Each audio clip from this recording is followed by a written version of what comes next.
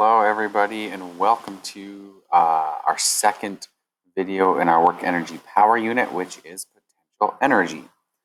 So you might have done this in grade 10 a little bit. The curriculum says that you are supposed to do some energy, some potential kinetic, and maybe a little bit of conservation. If you took Science 10 with me, then you definitely did some of this. All right, so let's start with, what is potential energy? Potential energy is stored energy. So some examples of this are food. Food gives you energy, has stored energy. Batteries have stored energy. Elastics have stored energy. If you stretch out an elastic and leave it like that, it's holding energy. Trampolines, so anything elastic, trampolines, bungee cords, etc. In this class, we are going to focus on gravitational potential energy. Gravitational potential energy. My pen has been giving me some problems today, so hopefully it's totally good for the video, but if it skips a little bit, I apologize. All right, so gravitational potential energy is stored energy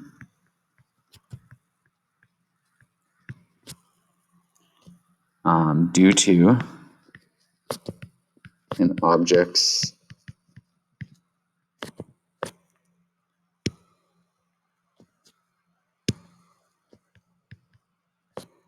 an object's position, and in this case, height, actually.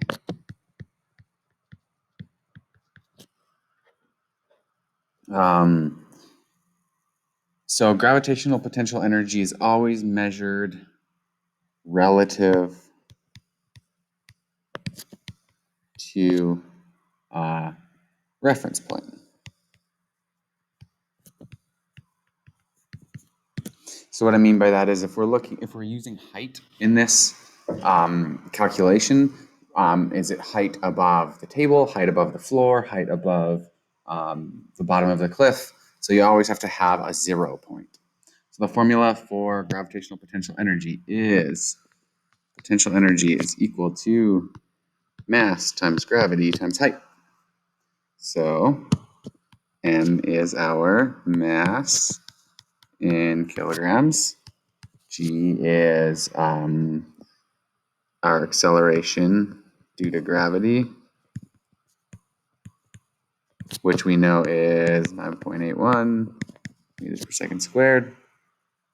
And h is height, and that's in meters. Hopefully that makes sense.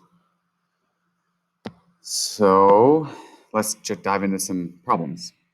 A 15 kilogram textbook is sitting on a 1.2 meter tall table. If the book is lifted 0.8 meters above the table, how much gravitational potential energy does it have with respect to the table? That's part A. So let's draw. We have our table. That is 1.2 meters. And then we're lifting a book, and that is 0.8 meters. And the mass of the book is 15 kilograms.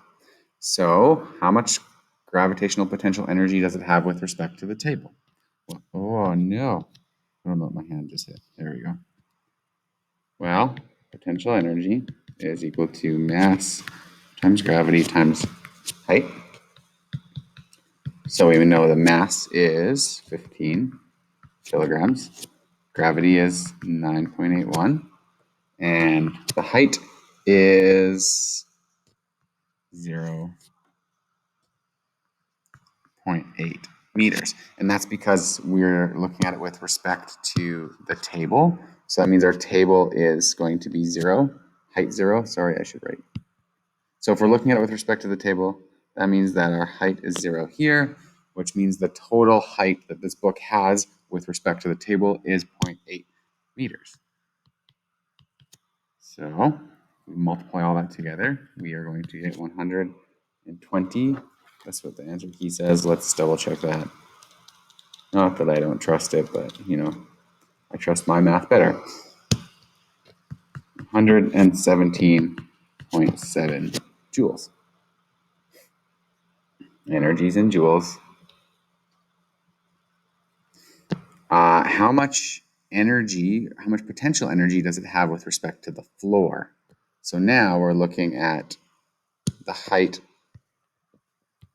0 being our floor. Our floor is the reference point, and so we know that from the floor to the book is going to be 1.2 meters plus 0.8 meters for a total of 2 meters. So same formula.